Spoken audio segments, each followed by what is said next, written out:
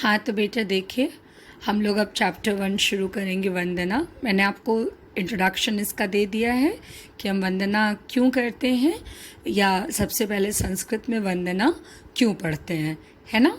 तो क्यों पढ़ते हैं? क्योंकि संस्कृत जो है वो देव भाषा है, देवताओं की भाषा है।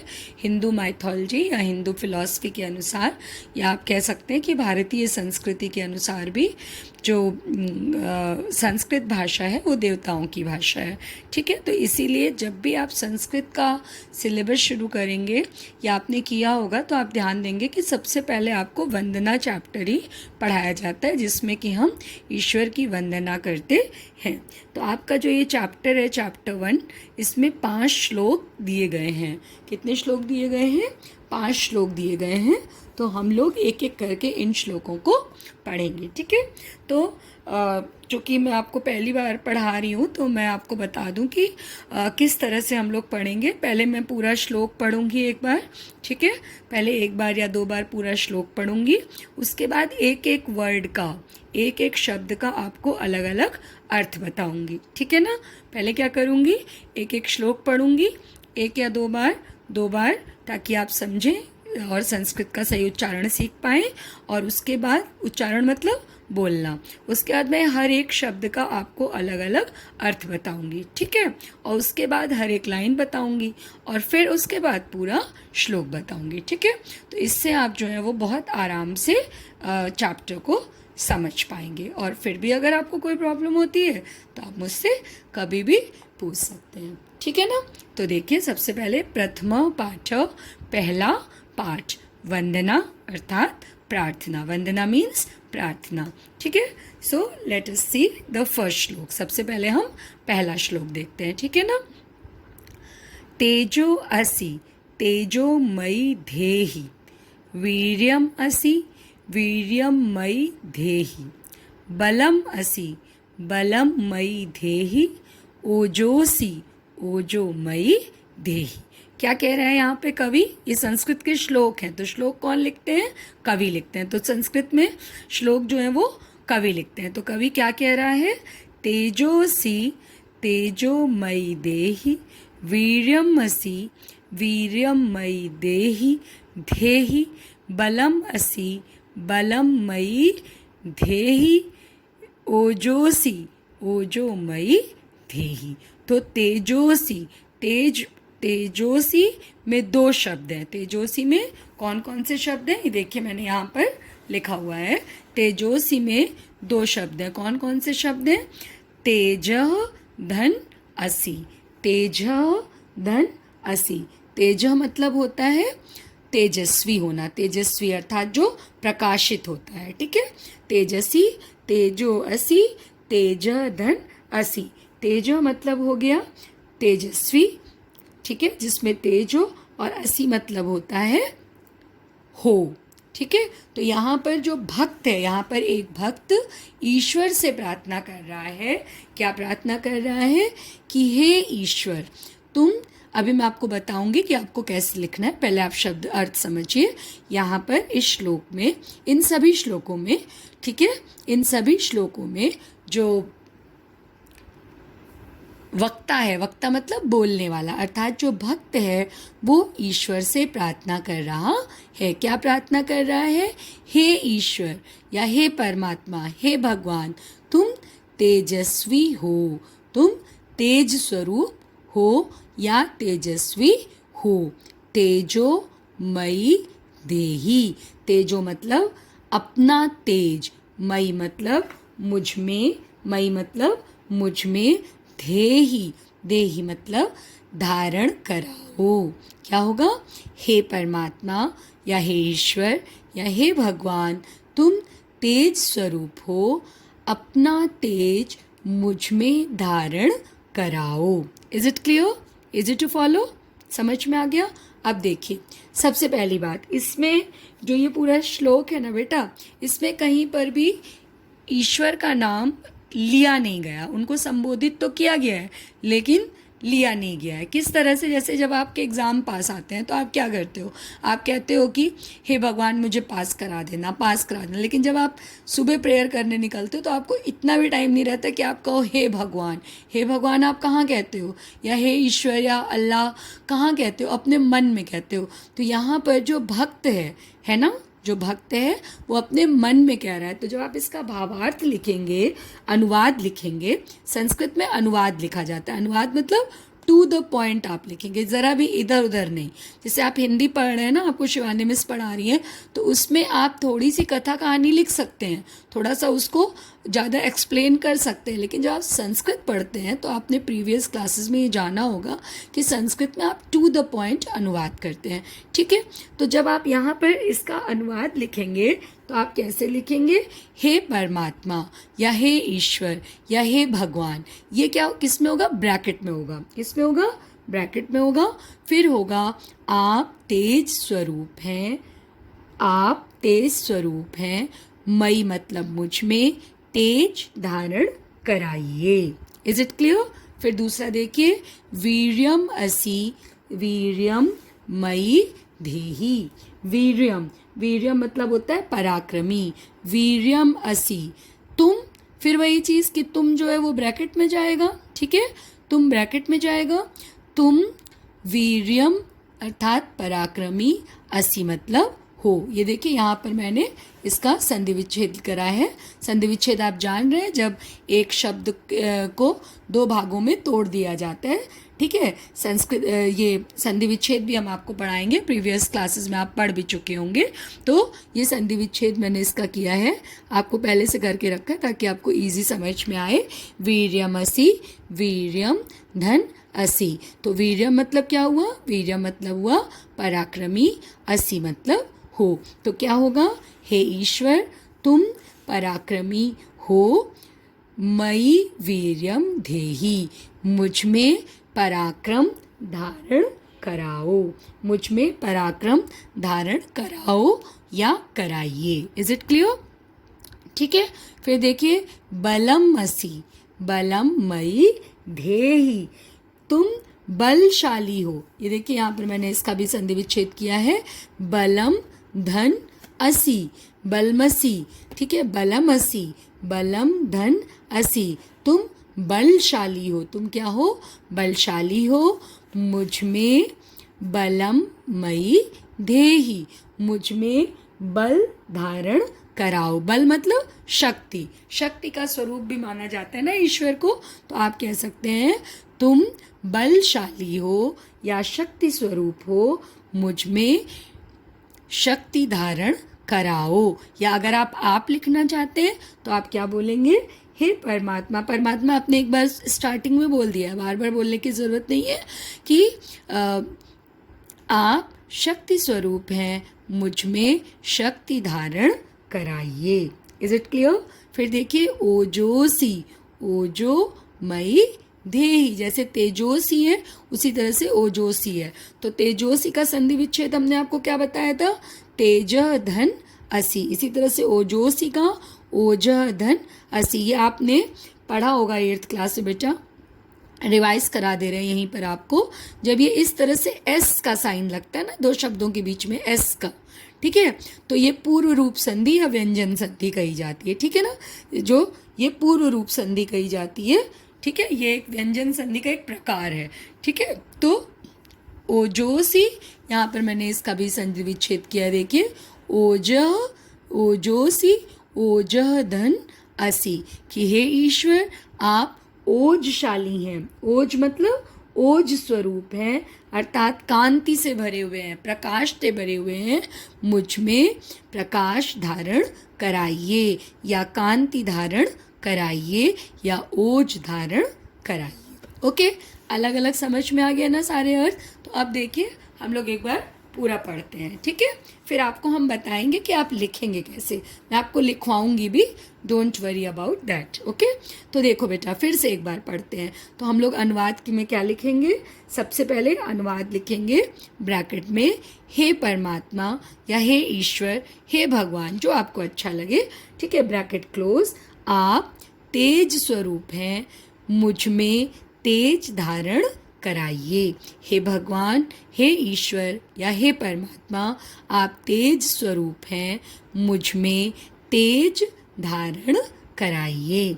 वीर्यमसि वीर्यमयि देहि, आप पराक्रम स्वरूप हैं, मुझ में पराक्रम धारण कराइए। बलम असी बलमयि देहि, आप बल स्वरूप हैं, मुझ में बल धारण कराइए। या आप शक्ति स्वरूप हैं, मुझ में शक्ति धारण कराइए। ओजोसी ओजोमयि देहि, हे ईश्वर, हे भगवान, हे परमात्मा, आप ओज स्वरूप हैं, आप कांति स्वरूप हैं, मुझ में ओज या कांति धारण कराइए। अगर आप ओज लिख रहे हैं तो आप ओज धारण कराइए, अगर आप प्रकाश लिख रहे हैं तो प्रकाश धारण कराइए, अगर आप कांति लिख रहे हैं तो मुझ में कांति धारण कराइए। तो समझ में आया फर्स्ट वाला? ठीक है। अब एक चीज़ आपको अनुवाद में और भी करनी होती है। ठीक है, मैंने चूंकि शुरू कर दिया था तो बीच में डिस्टर्ब नहीं किया। संदर्भ, कि आप संदर्भ क्या लिखेंगे कि प्रस्तुत पंक्तियाँ हमारी पाठ्य पुस्तक हिंदी के, याद रखिएगा अब हिंदी एक बुक में सारी चीज़ें आ रही है ना।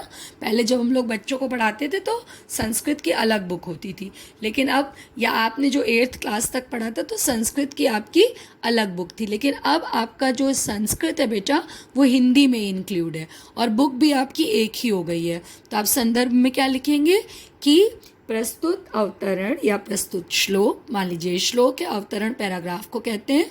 प्रस्तुत श्लोक हमारी पाठ्य पुस्तक हिंदी के वंदना नामक, कौन सी बुक है? वंदना। कौन सा चैप्टर है? वंदना नामक पाठ से उद्धृत किया गया है या लिया गया है। इसमें परमात्मा से आशीर्वाद मांगा गया है। जिस पैराग्राफ में जो इसमें आशीर्वाद मांगा गया है, उनसे आशीष मांगा गया है, तो इसमें परमात्मा से आशीष मांगा गया है। Is it clear? समझ में आ गया? मैं आपको, चूँकि आपको पहली बार मैं पढ़ा रही हूँ और अभी आपको 8th क्लास तक आदत थी कि आपको मैम लोग देती थी अर्थ और आप बेटा उसी तरह से लिखते थे, है ना। तो 9th क्लास से हम लोग थोड़ा सा आपको प्रैक्टिस कराते हैं कि आप अर्थ खुद लिखें। क्यों? क्योंकि देखिए कोर्स बहुत ज़्यादा होता है, फिर 9th होगा आपका, फिर 10th होगा, फिर 11th होगा, फिर 12th होगा। तो 9th क्लास एक तरह से आपकी बिल्कुल बैकबोन है। अगर आप यहीं पर अच्छे से संस्कृत समझेंगे, अच्छे से हिंदी समझेंगे, जैसे कि आपको हिंदी वाली मैम ने भी बताया होगा, तो फिर आप 12th तक आपको कोई प्रॉब्लम नहीं होगी और आपको हिंदी और संस्कृत दोनों बहुत इंटरेस्टिंग लगेगा। ठीक है, तो यहाँ पर आपका ये पहला पायदान है, तो यहाँ पर आप चीज़ों को समझिए। तो चूँकि आपने अभी तक बेटा नहीं खुद से लिखा है, तो ये फर्स्ट श्लोक का अर्थ मैं आपको नोट्स दूंगी, लेकिन उसके बाद जब हम लोग पढ़ेंगे तो मैं जो है आपको मेरी ये कोशिश रहेगी कि आप थोड़ा सा खुद भी लिखिए।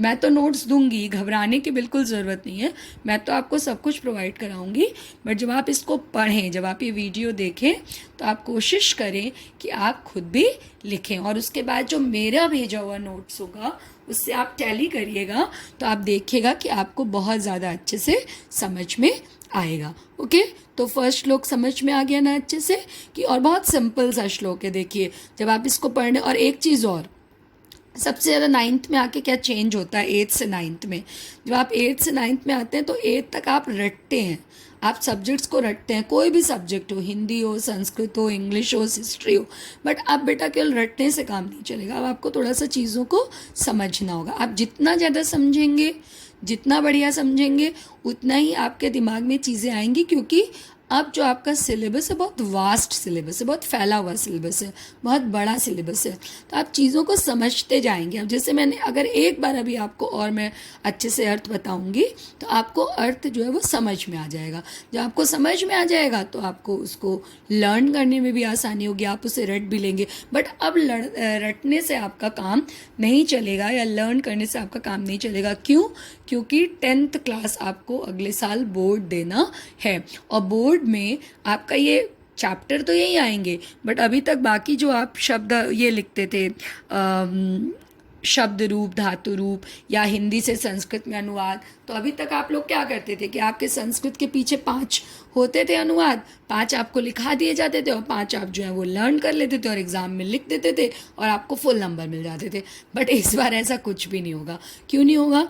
क्योंकि अब आपके जो अनुवाद हैं वो अलग भी आ सकते हैं। तो मैं आपको छोटे छोटे सेंटेंसेस प्रैक्टिस कराऊंगी, need not to worry about that. मैं आपको छोटे छोटे प्रैक्टिस करा दूंगी। तो लेकिन आप यहीं से शुरुआत कीजिए प्रैक्टिस। जब ये चैप्टर्स 1-2 कंप्लीट हो जाएंगे तब प्रैक्टिस कराऊंगी, बट आप यहीं से शुरुआत कीजिए।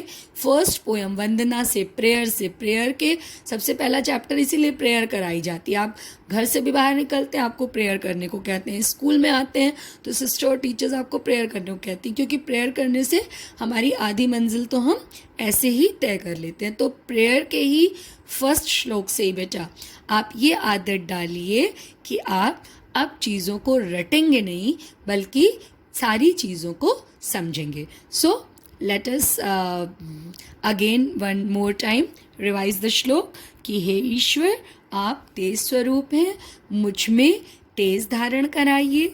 हे ईश्वर आप पराक्रम स्वरूप हैं, मुझ में पराक्रम धारण कराइए।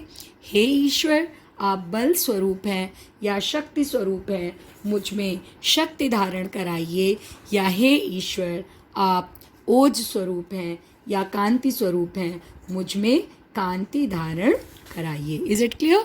समझ में आ गया? ठीक है, सिंपल है, बहुत सिंपल है और आपको बिल्कुल भी डरने की ज़रूरत नहीं है।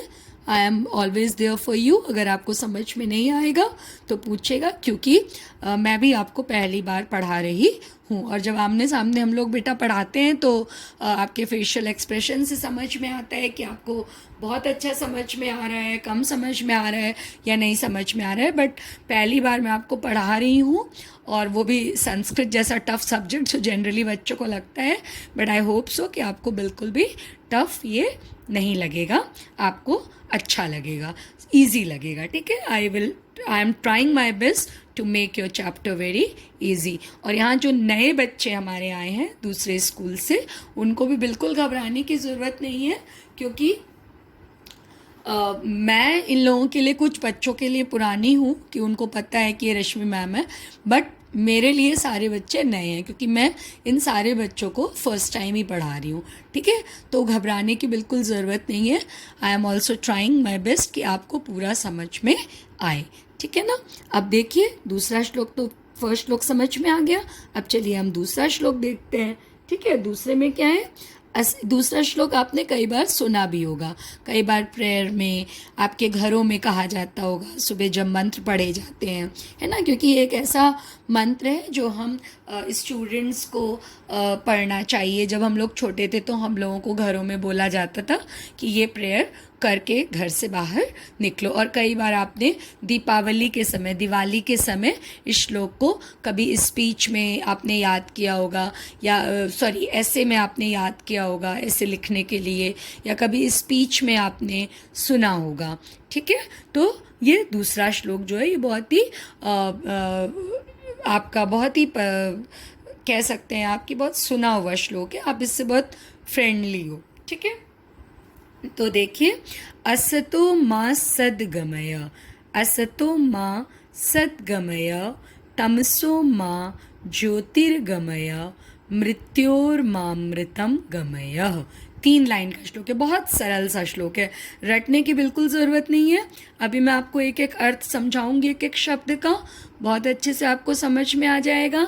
बस शब्द अर्थ थोड़ा सा आपको याद करने होंगे, अर्थ बिल्कुल भी रटने की ज़रूरत नहीं है। मैं यहीं पर आपको 2 से 3 बार 4 बार पढ़ा दूंगी ताकि आपको एग्जामिनेशन के लिए रटने की ज़रूरत ना पड़े, बल्कि आप समझ के पढ़ें। क्योंकि once again I am saying to you, if you will only like a रट्टू तोता लाइक टाइप, तो फिर आपको हिंदी में नंबर भविष्य में तो कम मिलेंगे। लेकिन अगर आप समझ के पढ़ेंगे, अच्छे से पढ़ेंगे, तो 9th आपका बिल्कुल बेस है बेटा।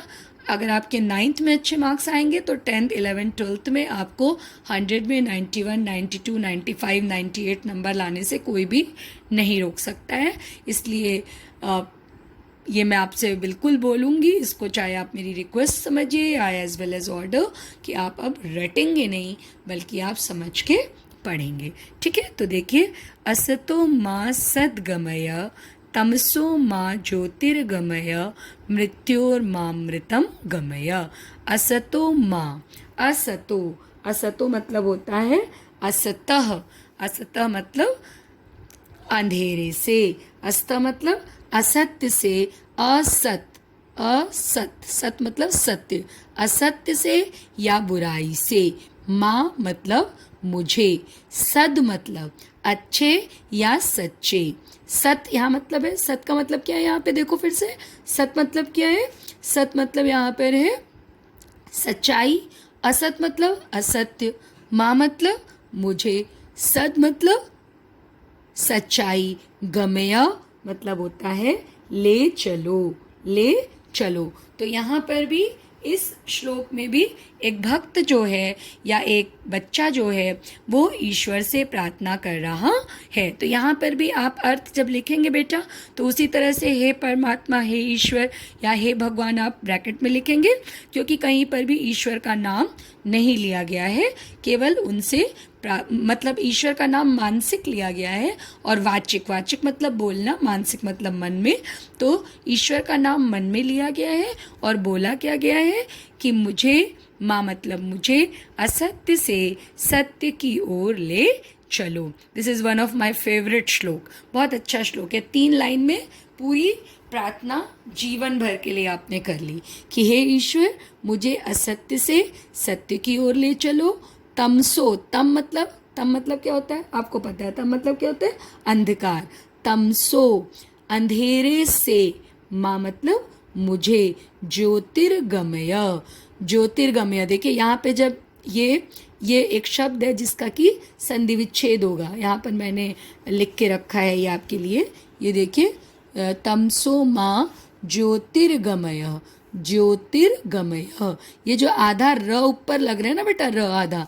ये यहाँ पे विसर्ग में चेंज हो जा रहा है, किस में चेंज हो जा रहा है, विसर्ग में चेंज हो जा रहा है।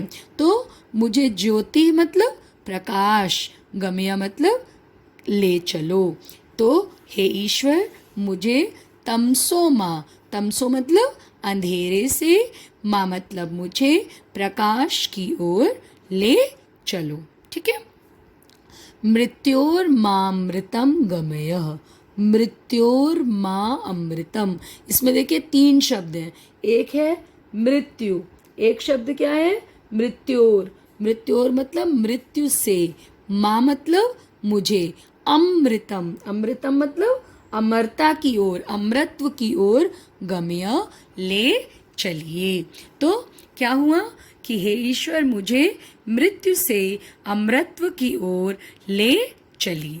इजी टू फॉलो, समझ में आ गया ना? चलिए फिर से पढ़ते हैं। हे ईश्वर असतो माँ सद्गमय, मुझे असत्य से किस ओर ले चलो, सत्य की ओर ले चलो। तमसो माँ ज्योतिर्गमय, तमस से अंधेरे से मुझे ज्योतिर्गमय, ज्योति मतलब प्रकाश, प्रकाश की ओर ले चलो।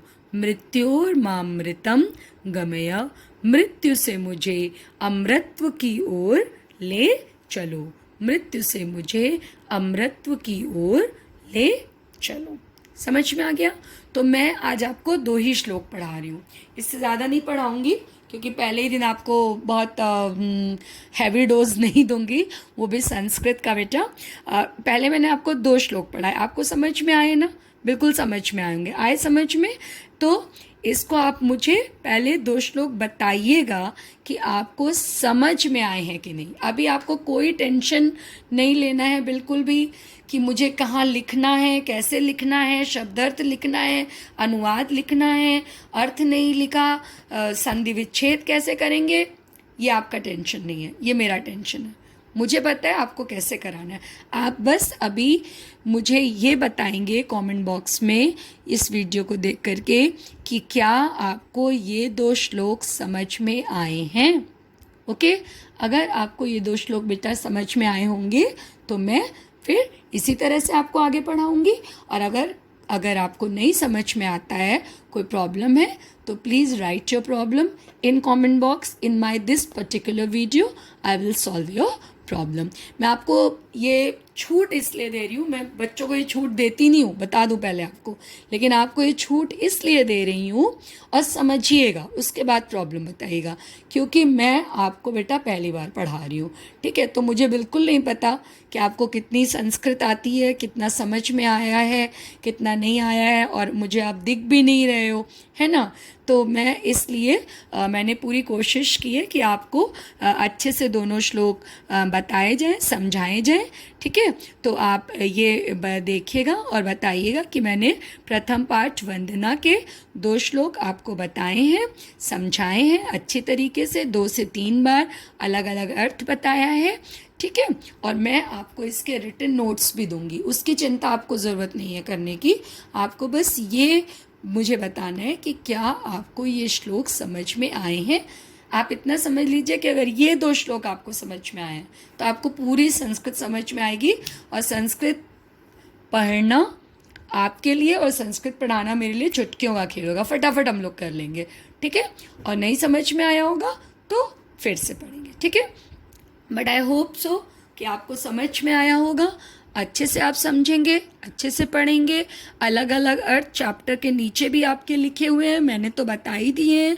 एक बार उसको भी देख लीजिएगा, रिवाइज कर लीजिएगा, और फिर आप मुझे बताइएगा. वैसे मुझे लगता है कि it will be a beautiful journey with you, और आपको समझ में आएगा. Okay, so please revise it and tell me either you are understanding or not, and if there is any problem, अगर आपको कोई भी परेशानी है तो उसे कमेंट बॉक्स में लिखिए. I am always there to solve your problem. Be safe, be healthy. Thank you.